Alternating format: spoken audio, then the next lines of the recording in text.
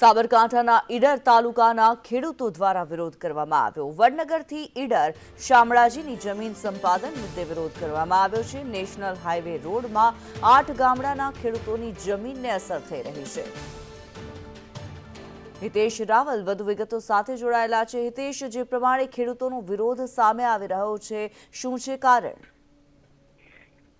જી, સાબરકાંઠાના ઈડર તાલુકાના જે ખેડૂતનો વિરોધ ઉગ્ર બન્યો હતો, જેમાં national highway 168 G highway Radhanpur Mehsana વડનગરથી ઈડર શામળાજીને